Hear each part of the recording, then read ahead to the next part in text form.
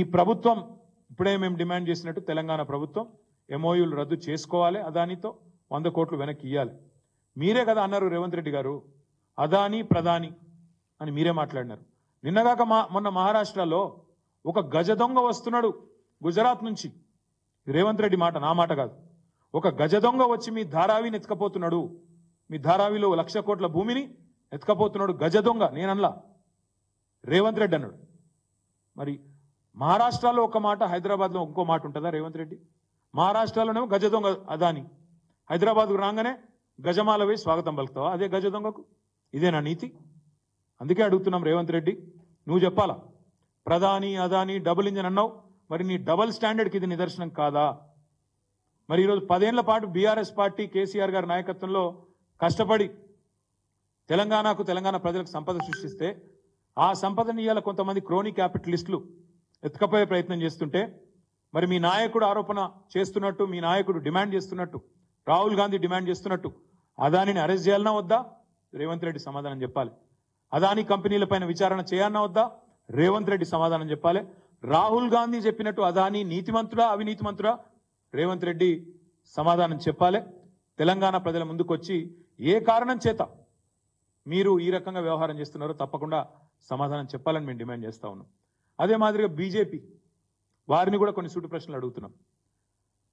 America బయటపెట్టిన ఈ వ్యవహారంతో భారతదేశ ప్రతిష్ట మంటగలిసిపోతే మరి తెలంగాణ బీజేపీ నాయకత్వాన్ని కూడా మేము అడుగుతున్నాం, జాతీయ బీజేపీ నాయకత్వాన్ని కూడా అడుగుతున్నాం.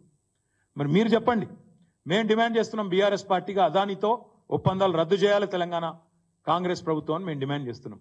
మీ వైఖరి ఏంది కిషన్ రెడ్డి చెప్పాలా, ఈ రాష్ట్ర బీజేపీ చెప్పాలని చెప్పి మేము డిమాండ్ చేస్తున్నాం. కేంద్ర స్థాయిలో మీ వైఖరి ఏంది, రాష్ట్రంలో మీ వైఖరి ఏంది? ఎందుకంటే రాహుల్తోనేమో జాతీయ స్థాయిలో మీ నేతలు డి అంటే డి అంటున్నారు, అదాని గారిని వెనకేసుకొచ్చుకొని మాట్లాడుతున్నారు. ఇక్కడ రాష్ట్రంలో మాత్రం మీరు రేవంత్తో దోస్త్ మేరా దోస్త్ అని మంచిగా కలుసుకొని యుగల గీతాలు పాడుతున్నారు, డ్యూయట్లు పాడుతున్నారు.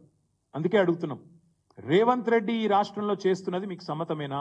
అదాని విషయంలో ఈ విషయంలో మీ వైఖరి చెప్పాలని చెప్పి మేము అడుగుతా ఉన్నాం. ఇంకొక మాట కూడా చివరిగా బీజేపీ పార్టీని మేము అడుగుతా ఉన్నాం. అదాని విషయంలో ఇవాళ చాలా స్పష్టంగా భారతదేశం మొత్తం చూస్తూ ఉంది. జాతీయ పార్టీలు రెండు కూడా ఒకటే వైఖరితో ఉన్నట్టుగా కనబడతా ఉంది. దాదాపుగా పైకి ఏం చెప్పినా లోపల మాత్రం ఒకటే అన్నట్టుగా కనబడతా ఉంది. మేము ఇక్కడ రామన్నపేటలో అదాని గారి సిమెంట్ పరిశ్రమ వస్తున్నదని చెప్పి మరి ప్రజాభిప్రాయ సేకరణ పెడితే అన్ని పార్టీలు, కమ్యూనిస్ట్ పార్టీలు, బీఆర్ఎస్ పార్టీ, ప్రజా సంఘాలు, ప్రజలు, స్థానికంగా ఉండే విద్యార్థులు అందరూ ఉద్యమించినారు. తప్పకుండా ఇది రావద్దని కోరినారు. కాలుష్యం మూసీలోకి వస్తుందని చెప్పి ఆ ప్రాంత రైతులు కూడా వ్యతిరేకిస్తూ ఉన్నారు. కానీ ఇప్పటి వరకు రెండే పార్టీలు మాట్లాడలేదు, నోరు విప్పట్లేదు. ఒకటి కాంగ్రెస్, రెండోది బీజేపీ. అందుకే మేము అనేది, తెలంగాణ ప్రయోజనాల విషయంలో ఎన్నటికైనా రాజీ లేకుండా పొట్లాడేది, రాజీ లేకుండా మాట్లాడేది, రాజీ లేకుండా పోరాటం చేసేది, ఎక్కడికైనా పోయేది ఒక్క టీఆర్ఎస్ మాత్రమే, ఒక బీఆర్ఎస్ మాత్రమే, ఒక కేసీఆర్ మాత్రమే, కేసీఆర్ సైన్యం మాత్రమే. అందుకే తెలంగాణ ప్రజలకు కూడా విజ్ఞప్తి చేస్తా ఉన్నాం, మీరు కూడా ఆలోచించండి. ఈ అదాని వ్యవహారంతో వీళ్ళిద్దరి మధ్యన ఉన్న బంధం మరొక్కసారి బయటపడ్డది.